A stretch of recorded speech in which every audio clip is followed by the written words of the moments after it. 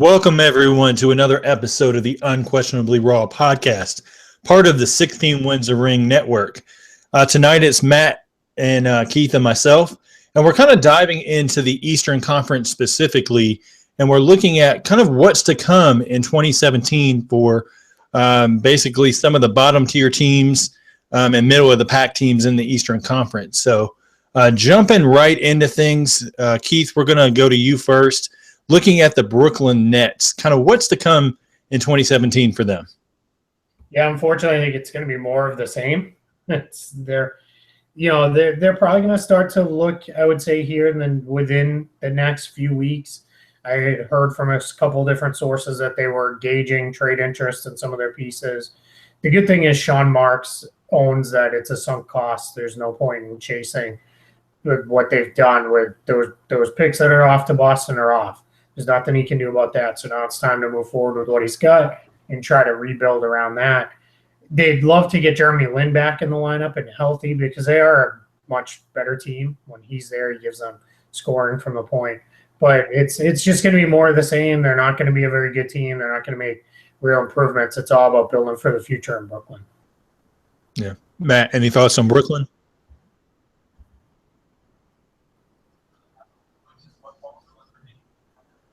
Mm-hmm.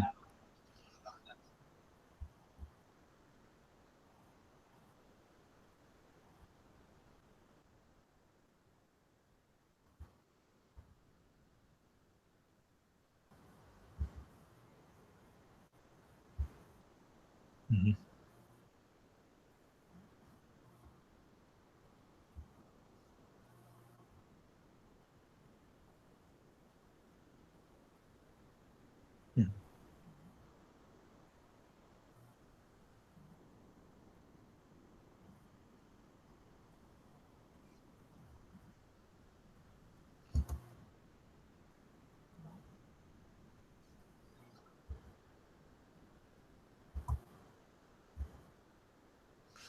Yeah, they've been developing roles, especially obviously Kenny Atkinson is a former player development coach, and has done a great job there. With a lot of the basically, as some put it, D League talent to start the season, but they all have to be all about development since they're not going to make the playoffs. Looking at the Philadelphia 76ers next, I guess the most recent news for them is Hollis Thompson's waived earlier today. Keith, do you want to kind of chime in a little bit there, kind of expand on that, maybe what the thought process is there, and then just dive into what you think is going to be kind of on tap for them for the rest of the 2017 season? Yeah, on Hollis Thompson, basically what's going on now is all NBA contracts become fully guaranteed on the 10th. So we're less than a week out from that happening. Guys need to be waived a couple of days in advance of that to clear waivers by that time. So what you're going to start seeing is, and we've really seen this over the last week or so, teams have started to waive and get rid of those guys who are the end of the bench guys, because tomorrow teams can start signing guys to 10-day contracts. So if you've got a player at the end of your bench who's not going to play much for you and isn't going to do all that much, add very much to your team, they might as well move on. You can bring a guy in on a 10-day, see if he works out, maybe bring another guy in. Philadelphia's done this a lot over the past few years. They cycled through different guys. And what you're hoping for is to catch lightning in a bottle, right? You want to catch somebody, who maybe teams were sleeping on a little bit. You can catch the guy, get him in there, get him part of your program, and have him step forward. Yeah, absolutely. Yeah, there's always guys like that, that come in and get picked up. Hassan Whiteside's another example. He started out on a 10-day contract. So you want to look at those guys, bring them in kind of almost on a tryout basis for fairly low money and go from there. Thompson will catch on somewhere, though, because he's an NBA player, fairly solid defender, decent offensive player. So he'll catch on with somebody in probably a better situation for him as far as winning goes this year. As far as Philly goes, again, kind of like Brooklyn, probably more of the same, but a little bit more exciting because you're going to get Ben Simmons, hopefully, here within the month. He should be taking the floor. That'll be really fun to see. They're going to figure something out with that big man rotation. They have to. They've got so many guys there, so that'll be really interesting to see how that all plays together. And then one thing to watch with Philadelphia, sneakily, they're up to 18th in defense all of a sudden, and they were not there in where they had been sitting at for quite some time. So that's great to see that they're up that high now and starting to play a little bit better on the defensive end. Yeah, go with it, Matt. What do you think?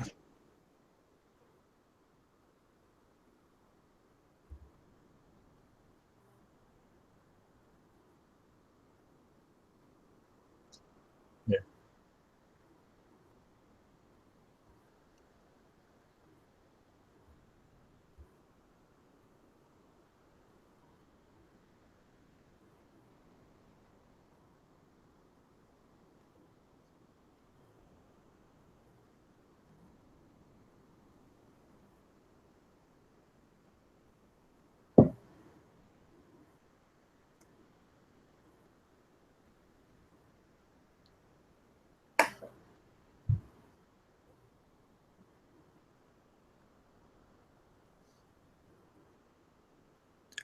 I don't know that they're probably going to go back to back just because if you end up hurting Joel Embiid, I think all of us as Sixers fans will have to march to Philly and storm the front office there, so to speak. But I think more so what I'm looking for is a resolution, as I've said many times over the past 2 months, for the big man kind of glut.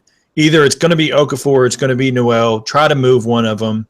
Another thing is they've got to improve on turning the ball over. They're at the bottom of the league in turnovers, and that's not going to help you as far as development. I know Sergio Rodriguez has been out recently, but it's, even with him coming back, they've got to find some consistency at point guard. I don't even know with Ben Simmons coming back, he's going to be rusty. He's going to try different things, and he's not going to be a point guard per se, even though he'll have the ball in his hands. Just those turnovers have to kind of improve. I think they're 29th right now. If they can get to at least 24th by the end of the season, I'd look at that as a marginal improvement on their end. Moving on to the Miami Heat. Keith, what are you looking for out of them? Yeah, it's the Heat. It's so tough because they play harder than probably almost any other team in the league. And Eric Spoelstra is such a good coach that he has them in almost every game. They really get after it defensively and do a lot, but they're rolling out lineups that look like an expansion team. A lot of nights, it's just not good. Well, everybody's hurt, and at this point too, right? They're not going to rush anybody back. If Goran Dragic wakes up and has a little twinge in his ankle, they're going to say, you know what, Dad, sit it out tonight. It's not worth it, and it's the right thing to do. For them, it's going to be about next month getting Chris Bosh cleared off the books, moving his salary, and moving into the offseason with a high draft pick and a ton of cap space. We've all seen what Miami can do in those situations, so I would expect to see a quick rebuild. I would not be shocked if we saw Goran Dragic moved in a trade somewhere, because that would be an opportunity then to bring in another young player and some assets, and also free. Yep. Yep.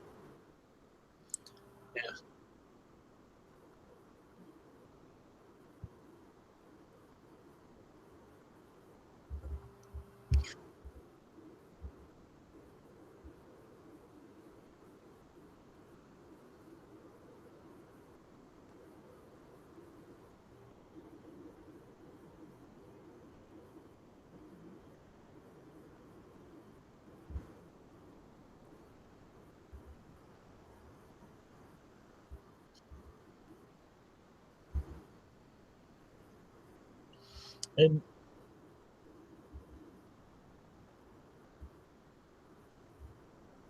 wow. And kind of a little bit of a bright spot for them last night, Willie Reed, who's the well-traveled, in the D League, played for Brooklyn, obviously filling in for Whiteside at center, had 22 and 18 last night. Looks like, I guess, he's going to start. Yeah.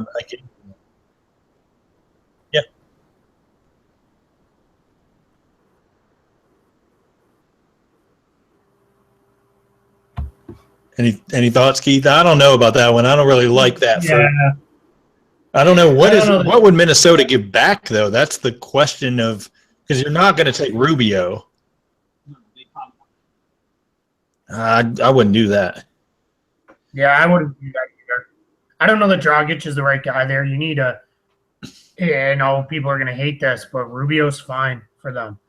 You want a point guard who's going to put guys in the right spots and get them the ball in the position to score. You don't need a ball-dominant scoring point to take the ball out of the young guy's hands. Yeah, perfectly said there. Looking at the Detroit Pistons, they've kind of – I don't really know what you would call it for the Pistons. I just know Stan Van Gundy's been awfully pissed lately, and just the effort hasn't been there night after night. But what do you see coming for the Pistons, Keith? Yeah, I'm not sure. They're only 2 games out of the playoffs, but it feels like they're 22 games out. Exactly. I mean, they have become my least favorite team to watch. And you guys know I build my little schedule so that I can see everybody an equal amount. And anytime I see, oh man, it's the Pistons tonight, I don't want to do it. You know, it's just such a tough watch. They have no identity, I guess is the best way to put it for me. Is they're not really good offensively, they're not good defensively, they don't force turnovers, they don't hit threes. I don't know what they are, and we're approaching the halfway point of the season here. So I do like the idea of them playing Ish Smith and Reggie Jackson together a little bit more. They have nothing off the bench at the guard position behind Kentavious Caldwell-Pope. Stanley Johnson's really struggled this year offensively. So I like that idea a little. Maybe that'd be a little bit of a fun wrinkle, but for right now, they're just, I don't know, they're an unwatchable mess.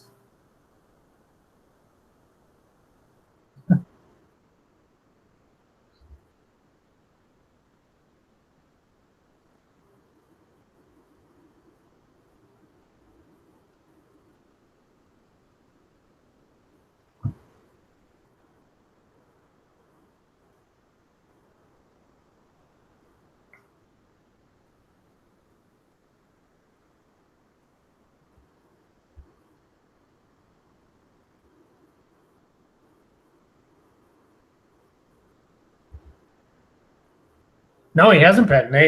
Andre Drummond and Reggie Jackson have the 2 worst net ratings on the team, which is ridiculous from your 2 star players that are getting paid the most money. It's just they're just not a good basketball team. No, they're, what are they, 29th in 3-point makes, 27th in attempts, and they're also at the bottom of the league in free throw makes and attempts at 29th overall in both, and 26th in free throw percentage. So if you're not getting the line, you're not able to shoot threes, that kind of kills your spacing in between. And we've seen Marcus Morris struggle quite a bit, playing, basically small forward. Tobias Harris goes to the bench for John Lohr at the power forward spot. And Reggie Jackson just hasn't had the impact coming back that many kind of thought he would, to be able to kind of turn this team around. So if they want to have any chance of the playoffs, hopefully they're able to kind of mix it up and somehow play inspired basketball. But I want to move on to the Orlando Magic. What's to come? You know this probably better than anybody, Keith. What's to come for the Magic? Yeah, the Magic are showing some signs. They're hanging in there. It's been a little bit of a roller coaster season, but they've been a little more consistent recently. Not by leaps and bounds by any means or anything like that, but definitely playing a little bit better. I think we're going to see the defense hopefully start to lock in a little bit more here over as we turn into this year. They've done some things. The offense is getting a little bit better. I don't think the defense is going to be quite as good as we had hoped it would be. I think, I know Matt and I were a little higher on them than most. I thought that the defense would be potentially in the league, top 10, maybe even top 5 defense in the league, and they just haven't gotten there yet. So it'll be interesting to see what they can put together the rest of the way. They feel like a team as much as anybody that has a trade in them to move a player, and I think it's going to depend on where they're sitting. If they're sitting within shouting distance of the playoffs, it'll be to move a guy to get someone to help him get there. If they start to fall out, I could see them potentially move a couple pieces. Absolutely. Nice. I agree with Keith. I think defensively we'll see a slight improvement. But I have noticed, like Keith was right, they're not just blowing it away, becoming an offensive juggernaut team like the Golden State Warriors or anything. But, they've had some games where they're well over 100 recently. So I guess that's, hopefully more of that to come. You've got Jody Meeks back. He can shoot the ball. And I believe he's starting now, isn't he? Because Fournier. Yeah. And, he gives them some good outside shooting. Vucevic has started to play a little bit better, it looks like. I got killed by him in our fantasy league last week. I wasn't expecting that because he's been so bad this year. Now all of a sudden he's starting to play well, so that's only going to help Orlando and also probably help his trade value, I would assume. Mm-hmm. And they get Evan Fournier comes back, for them as well. So that'll kind of give them a boost. And Elfrid Payton's played kind of inspired basketball as well. But Matt, I want to go right back to you because we're going to your New York Knicks. Thank you.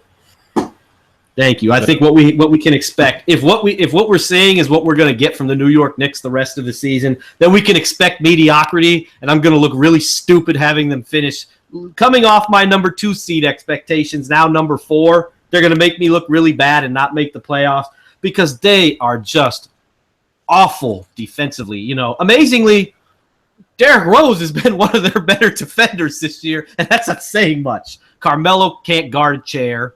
Noah's been bad defensively. Courtney Lee is, I think, in New York we're seeing maybe he's not as good of a defender as we thought he was. He's still a good defender, just not, great. So he's not really going to hurt them. And then you got a guy off the bench like Lance Thomas. He can defend, but he can't throw it in the ocean.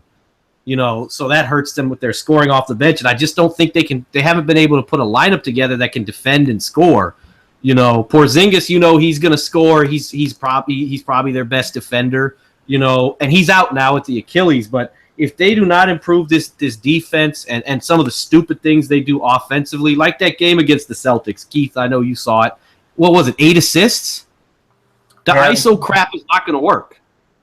Yeah, they're just not. It's a lot of your turn, my turn with them. Derrick Rose is not. He's never been a traditional point guard. He's a scoring point. He's always best when he's on the attack. But then that means you need to have other guys who don't need the ball a lot around him, and the Knicks do. They're at their best when Porzingis is heavily involved, and when he's not, they don't look quite as good. So, I think they're going to make the playoffs. I think there's just too much talent there for them not to. But I think they'll be first round and out, no matter who they play. I wanted to touch on Porzingis because I know it came out like they're overworking him and all that stuff. I don't necessarily buy that. I think he's fine. I think the 35 minutes a game, I think he'll be fine. Maybe I'll be proven to be wrong. I hope not, because if Porzingis goes down with a major injury, that's a wrap. But I think they've got to start using him at the 5 more. I think that'll help him even defensively and offensively because I think that's what he is. He's a 5-man. Yep. And basically all I'm going to say on the Knicks before we move on to Washington, you have to see the little clip that I forgot who posted it, but basically Melo is ISOing, and you can see in the background Jeff Hornacek is staring and just throws his hands up and turns around and walks away. Like, what the hell are you doing? And that just shows Carmelo's not listening because that's not how they want him to play. And they're not successful when he does that. They're successful when he's catching and shooting and coming off screens and catching and shooting. That's when they're successful offensively, not when he's playing ISO. Right. And then the comments came out about Melo says, well, we're all on the same page. And then Noah's like, no, we're not. So, it sounds like Carmelo Anthony's kind of in his own little world. I guess you could say. And Keith, you've seen enough Knicks games. Pete, you've seen some Knicks games. Is it just me, or does Carmelo Anthony not get the lift on his turnarounds that he used to get? Oh, definitely. I'm noticing that. Like, he looks kind of like how Mike did when he was 40. Like, sometimes it would get blocked. He didn't always have that lift. That's what I'm seeing from Carmelo. Their hands are right there in his face. He doesn't have that. He gained a lot of weight either. Yeah. He doesn't have that quick first step anymore. Used to be when he'd get it in the pinch post, he'd be one jab stepping by a guy and right to the rim, and that was very few and far between. I mean, but he's in his early 30s now. Had a history of knee troubles. It's not, I wouldn't really say it's all that surprising. Mm-hmm. Absolutely. Didn't he sit most of the season last year with the knee, I believe. Yep. I think he's still averaging 21, but it seems like he's definitely on the downside of his career. Taking a step back for sure. Yeah. And, it's kind of surprising because even though we don't look at Carmelo as like that LeBron guy, just great superstar, I actually thought Carmelo would be a guy who could, be a pretty effective scorer when he's 37, 38, just because of the way he plays. His game was never really based off athleticism, but he's kind of going down quickly. Yeah. Which surprises me. Let's move on to the Washington Wizards. Keith, I'm going to let you take this one first. Yeah, they had been playing really, really well until back-to-back losses. Losing at Houston, that's not anything to worry about. The loss to the Mavericks last night was not a good loss at all, if you can have a good loss. So we're going to see, what they are. They're going to schedule starts to lighten up a little bit here, even though that Mavs game again should have been a win for them. They're it's all about John Wall and Bradley Beal, though. If those two guys are not carrying the way, they're going to struggle. Otto Porter has been good, but he's not consistent enough to get the ball and do things, nor does he see the ball enough. Beal's, taking a lot of shots in this offense. And, I know it was a running joke a little while ago, but Marcin Gortat's still right there. Bench stinks. Yeah, absolutely. Yeah. What you got, Matt? I was going to say, I think you're going to see a heavy dose of Bradley Beal, John Wall, with a little Otto Porter sprinkled in here and there. And gosh, they got to improve that bench. That bench really is bad. I mean, it showed signs. I mean, the other day, Trey Burke get 27 points. Obviously, can't do it every game. But if you could get something out of him, something from Kelly Oubre, guys like that, I mean, they could be competitive. Their bench, though, last night, they got hammered by the Mavericks bench. And I think that's their big problem. Their starters, they can play with anybody. I mean, their wing guys and their guard play. That's one. That's a pretty good group there, Wall, Beal, and Porter. But you get to that bench and it's just downhill. I mean, you're trotting out Marcus Thornton. I mean, don't get me started on him. Like, you're in trouble if you're relying on Marcus Thornton to score buckets for you off the bench. Yeah, that dude he's never met a shot he doesn't like. Exactly. And they spent a lot of money on that bench too. Like, there's not like, it's not all dumped into one guy, but spread around. There's a lot of money that they put into putting that bench together. It's become the worst bench in the NBA. Yeah, they went out thinking that Andrew Nicholson was going to, kind of produce more than he has. Jason Smith has looked awful. Jan Mahinmi is injured, of course. Yeah. So that's a major hit. And then they bring over Tomas Satoransky, and he hasn't, kind of transitioned very well. Although he's kind of playing out of position because I think he's more of a point guard. They've got him playing, kind of more on the, two-guard small forward slot. So, yeah, I'd like to see them give him those backup point guard minutes and, stagger Wall a little bit. I'd even run out there occasionally, run Wall off the ball. Mm-hmm. I'd like to see what that could be. That might be a fun little wrinkle to try. Mm-hmm. All right, Matt, we're going back to you for your Chicago Bulls. I'm going to keep it pretty simple, but first, let's just move on from Rondo. I mean, it's just going to be ugly. I mean, they're not going to play him. It's obvious he's not going to be in the rotation probably the rest of the year. Buy him out because no one's trading for him. I don't think you could get the 60th overall pick in the draft for him. Ooh. So I don't think you could even get that because he does. And I think Rondo's biggest problem, he still thinks he's a starting caliber point guard. He's just not. He's terrible. And I think what you want, I think we're going to see, and they tried, I know Wade was hurt, but they started Doug the other night. And even though Doug only had 10 points, he actually was really aggressive in that starting role. He did not play in the second quarter because Valentine went off. And that's another one I look forward to seeing even more with the Bulls. He's been, when they've given him some minutes, he's looked pretty good.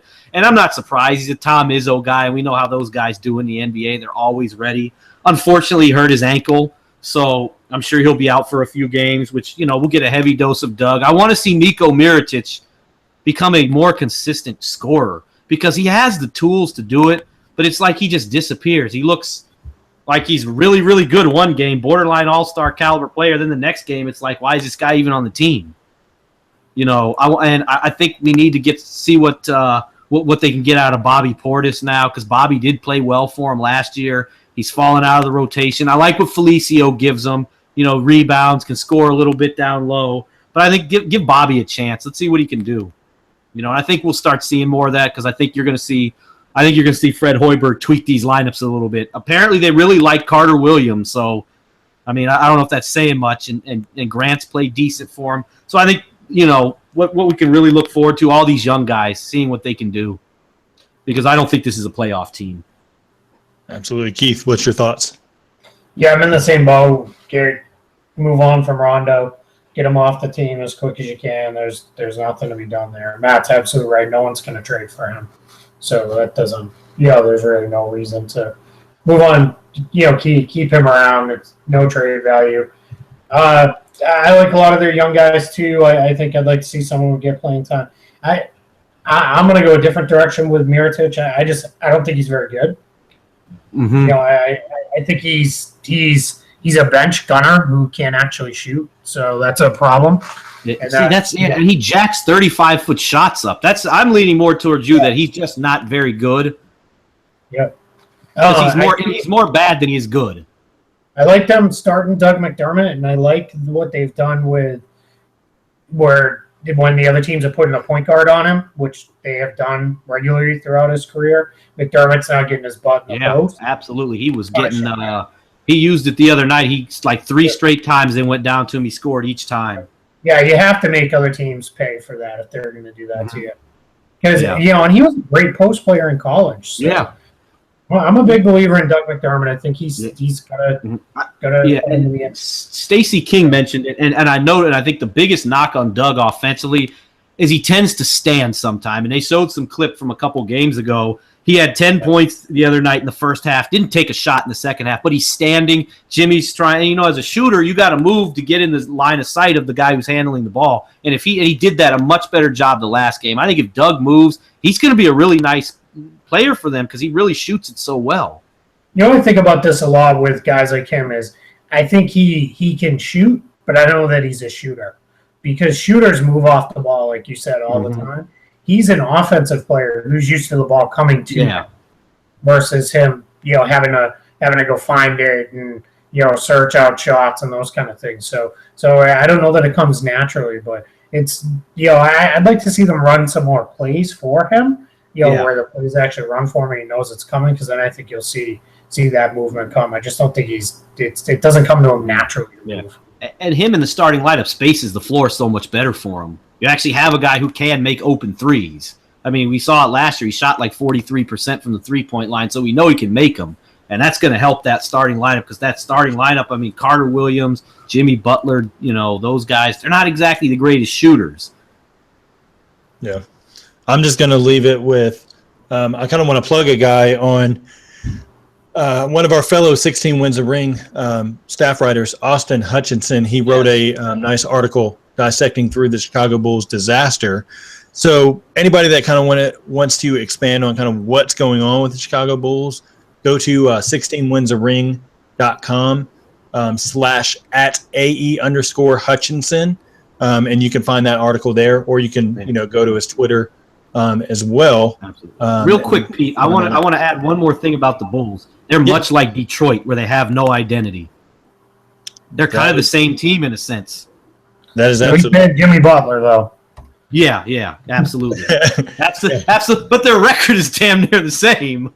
Yep. Hey, while we're giving Austin a shout out, let's make sure too. Austin wrote that piece before the Rondo stuff happened. Yes. It wasn't a reactionary piece. He was on it that they were a mess before all that nonsense went on. Yeah, I believe, if I'm not mistaken, his article came out like right around Christmas, or like the day or two after Christmas. So yeah, absolutely, good point there, Keith.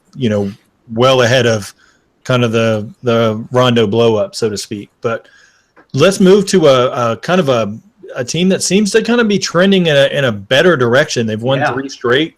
Indiana Pacers. Keith, take it away. Yeah, they're again, every team here in the middle of the pack, bottom with the playoff grouping in the East is kind of the same. Don't really have an identity. The Pacers are the same way. One night they'll play really good defense. The next night it's really good offense. Rarely is it the same day. Rarely are they getting both in the same night. So it's it's going to be interesting to see what they can do with that, and it's we'll see where it can go. So we'll see what happens with them. I think Paul George he's starting to settle in a little bit more. They're figuring some things out. Monte Ellis coming off the bench. Things are coming together for them. So I think Indiana's going to be a playoff team, but they're going to be more towards the back half of the conference. Yeah, between like 6 and 8. Yep. Yeah, I agree with Keith. And one note, it looks like Jeff Teague's starting to play a little better too. He's starting to kind of fit in and know how he fits with Paul George, which is good. I mean, hell, even NBA 2K boosted his rating a little bit, Pete. Mm-hmm. So I guess that's a good thing. Monte Ellis, coming off the bench now. Hopefully he can just fit in that and be that nice scorer they need off the bench. We know what Miles Turner is going to do: rebound, block shots, make some medium range jump shots. But I think Paul George is the key. Hopefully he settles in. And usually he's been a guy who started out really fast and he tails off the last month and a half of the season. Hopefully it's the opposite this year, where he's kind of been up and down. And he just really picks it up, because I think if he turns it into high gear and becomes the guy that we know he is, they'll do well. They'll really do well, because Paul George is capable. He's too good of a player. The best thing that they could possibly do is have Monte Ellis come off the bench, just ignite kind of the scoring, kind of resurge himself a little bit, because he's had, a little bit of an injury. I think it was his groin. If he can give you anything around 16 a night or so coming off the bench, I mean, that's huge for them. If they can get Miles Turner to take one more just small step before the end of the year, I think that's going to be huge for them as well. And they're going to be right there. I had them a little high, I guess you could say, just thinking that Paul George and Miles Turner, that combination would kind of push them up the standings. But I think they'll be a playoff team, so not a ton to worry about right now. And it's a weakened Eastern Conference when we get into this range, so not sure it's necessarily a bad thing that Ellis is coming off the bench, because Teague needs the ball in his hands. It kind of balances it out, pretty well. But Matt, I'm going to go to you to start off the Milwaukee Bucks. I think the big thing they have to look forward to is the return of Chris Middleton, coming back way sooner than we expected. It looked like. I mean, we thought done for the year. It looks like he'll be back right at round, All-Star break right after. That's really going to help this basketball team, give them a floor spacer in that starting lineup, another defender, and they're already pretty good defensively with all that length, and they're just going to get better with Chris Middleton. Brogdon's been fantastic for them. I like him in the starting lineup, I think. You go with Dellavedova off the bench. I think Brogdon, he's just more solid than, he can defend. He'll knock down open threes. He passes the ball well. We saw with dunks on Kyrie and LeBron James. I don't think we're going to get that from Dellavedova. No. But this team also, you have more to look. They also have, Jabari Parker, Antetokounmpo. They're an exciting team, these guys. And one thing I'd like to see here and there, spot minutes. Let's get Thon Maker some spot minutes here and there. Let's see what he can do in some of the. When they play against Thon Maker. Yeah, absolutely. I was with. I called it before the draft. 10th pick. Yeah. I want to see him a little bit against bad teams. You don't have to throw him out there against the Cavs. Although in garbage time he drops Birdman to the floor. Maybe that's why Birdman's knee went out on him a few weeks later. But I think they have a lot to be happy for there in Milwaukee. They've got a lot of talent there. Yeah. First things first, I want to give another plug to the 16 Wins a Ring site. Chris D. Silva wrote a fantastic Jabari Parker article. Basically, he's not so much the secret weapon anymore for the Bucks. Very, very good article. I encourage everybody to go to 16winsaring.com to read that. But yeah, Chris Middleton, you called it, Matt. As soon as they can get him back right after the All-Star break, that is going to be huge for them to kind of push up a little bit more, in the standings, maybe leapfrog a team, like Atlanta, leapfrog, even a Charlotte Hornets team, if they can get going. Greg Monroe has looked good lately. So a lot of good things going. Brogdon is the steal of the draft. Basically looking at it right now, I know I wasn't able to make the ranking show, but he would have been right there behind Joel Embiid for me in this week's kind of rookie rankings, because he's basically the top rookie out of this class right now. You could argue Jamal Murray. Buddy Hield's coming as well. Yeah. And Milwaukee, I mean, just their length. Giannis Antetokounmpo is going to be an all-star. Just fantastic all the way around. Parker's got a shot to be an all-star. He could get in there in one of those last spots. It's going to be tough, but he has a chance. Yeah, I mean, it's going to be hard for Parker to sneak in there just because of where kind of Milwaukee is in the standings. But Giannis, if he doesn't make it, something's wrong. Yeah, absolutely. Everybody should boycott the All-Star selections if he is not selected, because I have a feeling Melo's going to get selected and Dwayne Wade's going to get selected, and that's going to ruin it for Porzingis. You think it's because of that fan vote? Yeah, I don't know. It may not happen this year. If it does, then I don't understand. Like, no, Wade and Melo don't need to be there this year. Yeah, and let's dive into our last team, the Atlanta Hawks. What's your thoughts on them? Oh, I don't know. They're kind of there's all this talk of trades. Paul Millsap. Because of what happened with Horford, they don't want to lose Millsap for nothing. So, you're hearing all these rumors about the Hawks trading Millsap. Don't know what you're going to get for him. I don't think they'll get equal value just because he could bolt. It'd be a rental.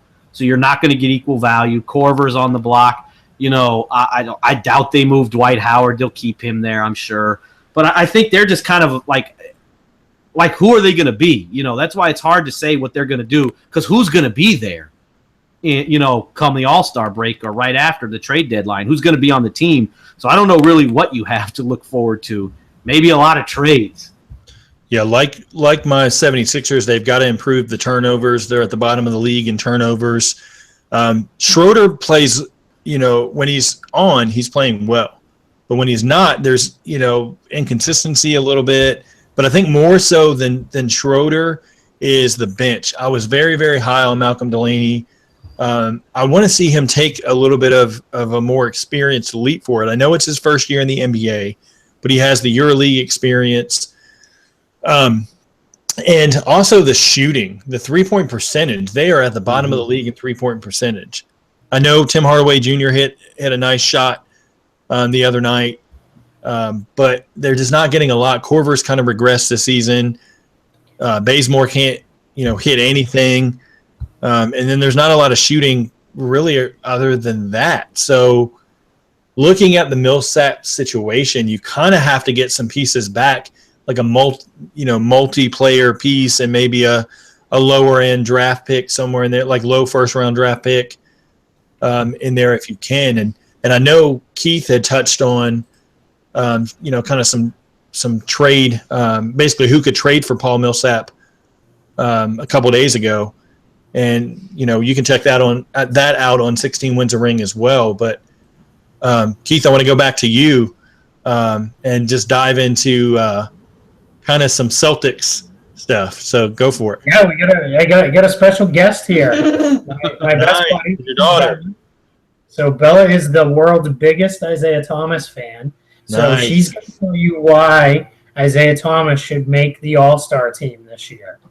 I think Isaiah Thomas should make the All-Star team because to little people he makes it impressive to play basketball because he's small and the hoop's so giant.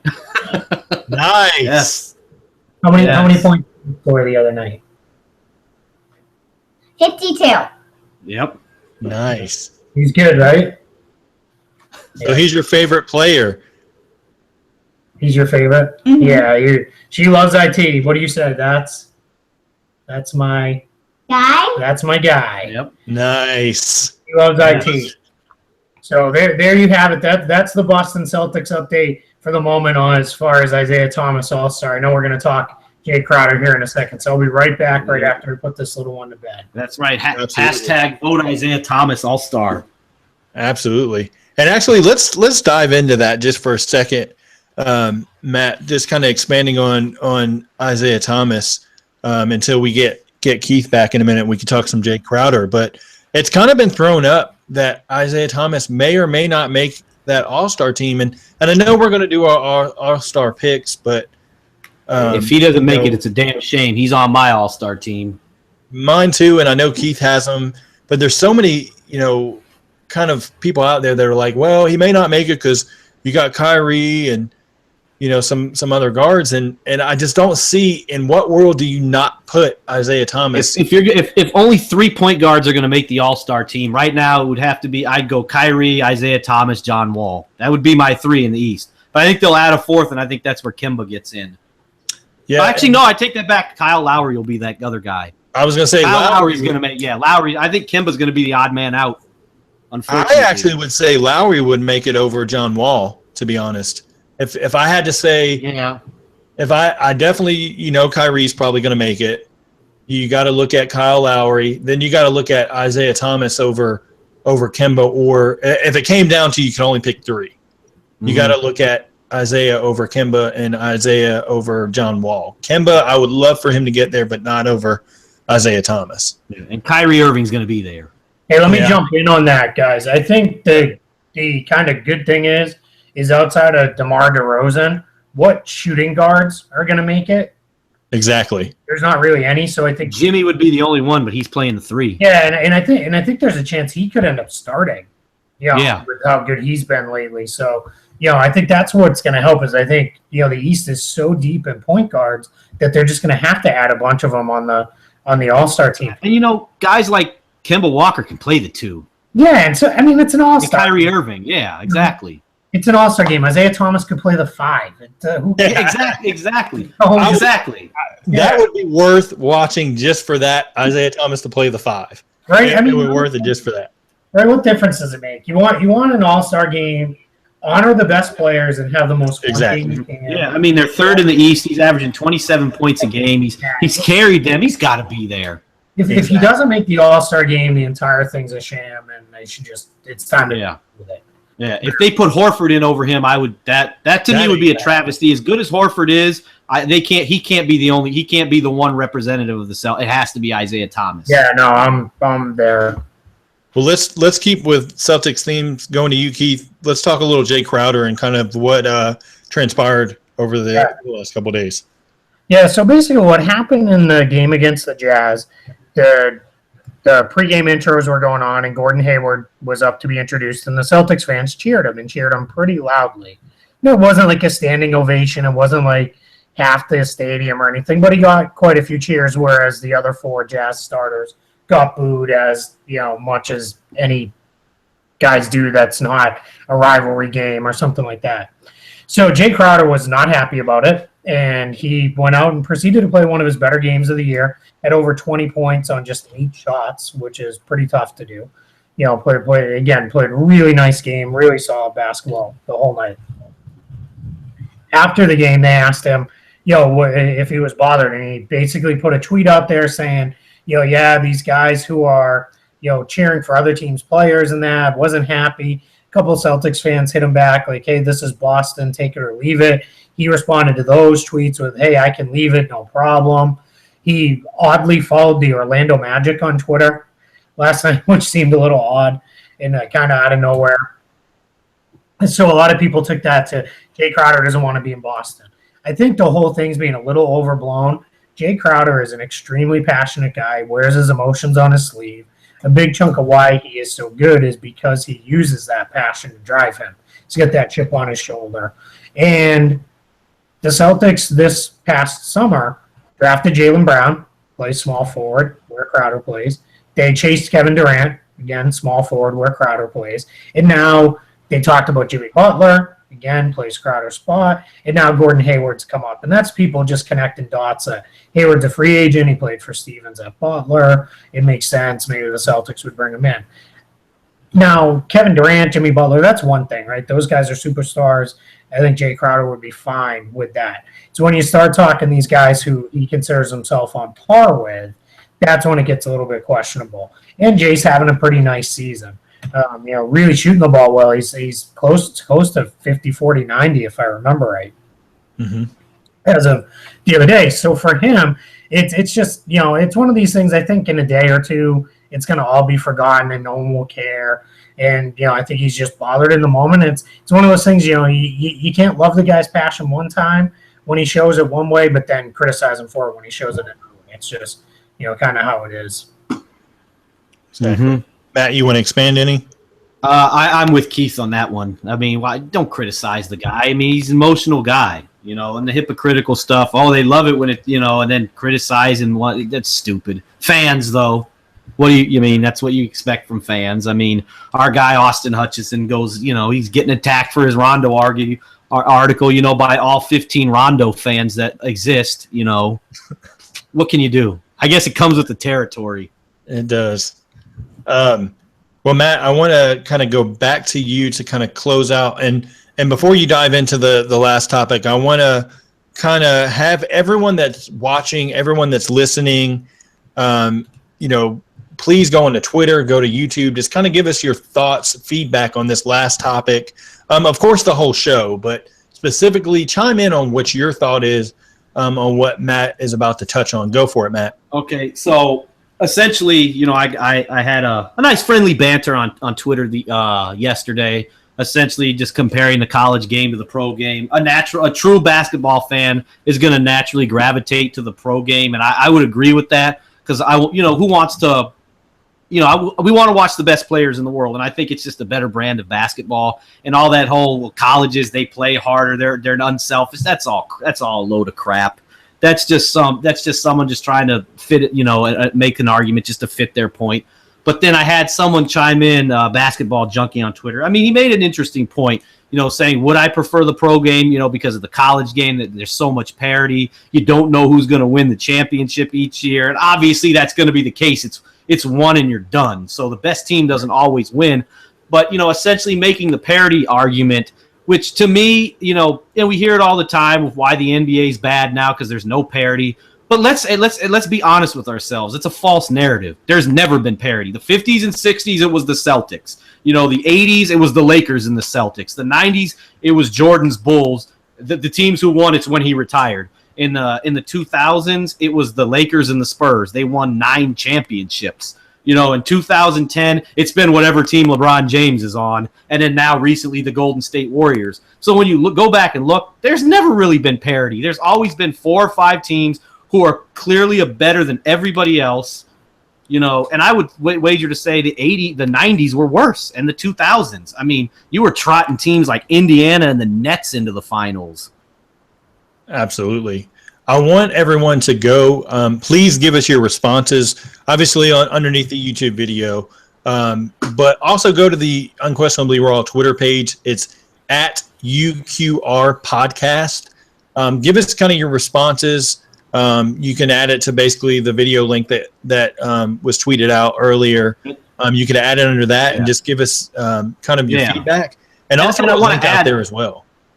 I was going to add on to that. Some of these, also you mentioned, well, what about all the guys that are going to be lottery picks, the one and dones? Well, I mean, that's fine and dandy, but a lot of times the college system doesn't really let you shine all the way. You know what I mean? Take an instance for Michael. As good as Michael Jordan was, he didn't get to play. We didn't see what he truly could do. Grant Hill's another one at Duke. Guys don't truly get to show what they can do in college. The college game restricts some of these superstar players. Why wouldn't you want to see them at their best in the pro game? To me, I've always been a pro guy. Been following the game. My dad coached in high school when at a high school when I was like 5 years old. So I've always followed the game, and I've just always gravitated towards the pro game. It didn't hurt that I was living in Chicago at the time, and that's when Michael Jordan came into the NBA. So that didn't hurt, but I've just always gravitated towards the pro game. It's better basketball to me. Mm-hmm. Absolutely. Well, that's going to wrap up. Hold on, let me jump in there. Go ahead, Keith. Oh, sorry. Yeah, it's so two things on it. One is the one and done's. Ben Simmons' team didn't even make the tournament last year. So and Fultz might not make it this year. His team. Yeah, so that's whatever on that. I love college basketball around tourney time. I love watching the conference tournaments where only one team's going to make it.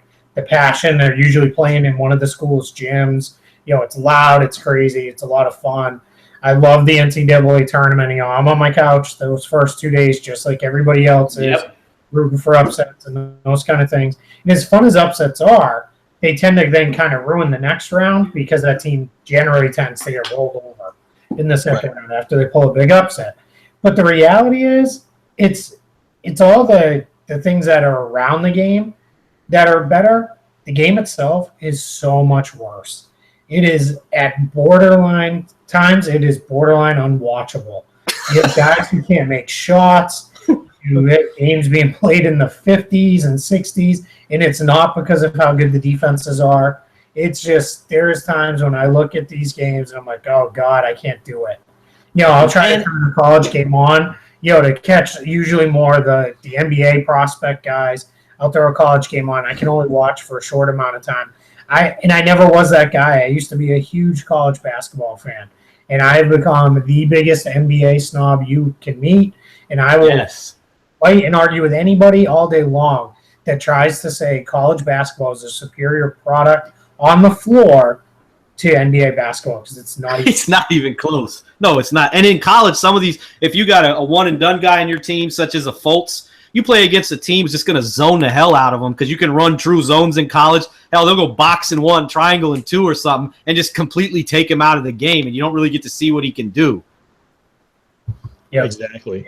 I guess I'll touch on it just briefly. Like, there's moments where the college game where I'm like, man, this is pretty cool.